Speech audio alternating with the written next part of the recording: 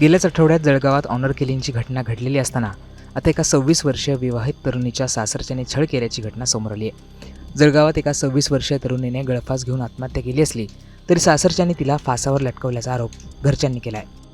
त्याचं घर बांधणं चालू होतं, ते पैसे मागत होते तिला. माहेरातून पैसे आण म्हणत 26 वर्षीय गायत्री कोळी हिचा सासरी छळ केला जात होता. छोट्या छोट्या कारणाने तिला मानसिक आणि शारीरिक त्रास दिला जात होता. घटनेच्या दिवशी सासरच्यांनी गायत्रीला बेदम मारहाण केली. त्यानंतर गायत्रीने माहेरी फोन करून घ्यायला बोलवलं. माहेरी जाण्यासाठी तिने बॅग देखील भरली होती, परंतु दुपारी गायत्रीने गळफास घेतला अशी माहिती तिच्या सासरच्यांनी दिली. गायत्रीला सासरच्यांनी मारहाण करून फासावर लटकवल्याचा आरोप आता तिच्या भावाने केलाय. घटनेनंतर तरुणीचा मृतदेह शासकीय रुग्णालयात नेण्यात आला होता. तिथे तिच्या मावशीने आक्रोश केलाय.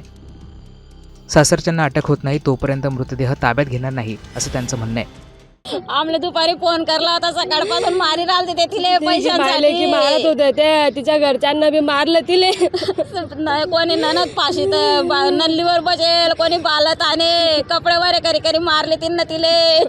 आमनं म्हटलं बेटा संध्याकाळी लोक थांबतो यांना घरी नाही, तुझ्या पप्पाला पाठवू गेले.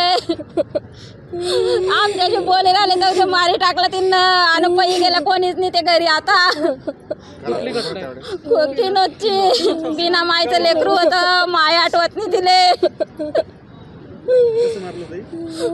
त्यांना नल्ली दाबी दिली ना, नंतर लटकाई दिली तिले. पहिले मारहाण केली त्यांना, पोटात मारले, वनवे ती पोत तोड टाकली, तोंडावर मारलंय, लटकावून दिली तिला फाशीला. 2 दिले भाऊन पैसे, एकदार 50,000 दिले, एकदार 27,000 दिले. घर बांधण्यासाठी ते गडे गडे पैसे मागत होते तिले.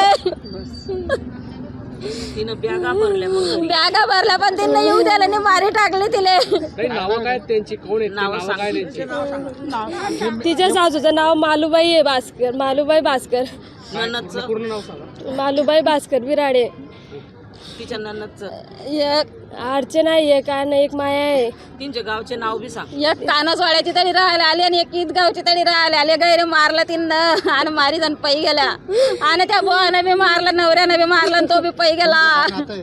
मी मावशी आहे तिची आणि माय नाही तिले गायत्री गायत्री ज्ञानेश्वर कोडी.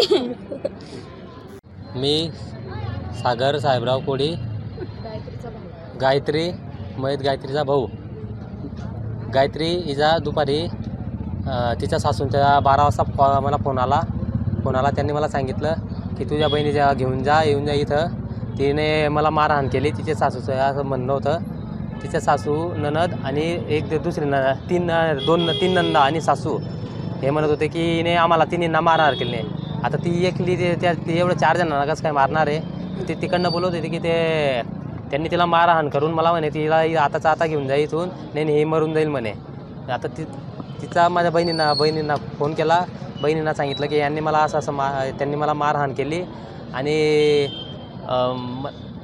मारहाण केली आणि ते मारहाण केली. मी ते बॅगा वगैरे भरल्या तिने.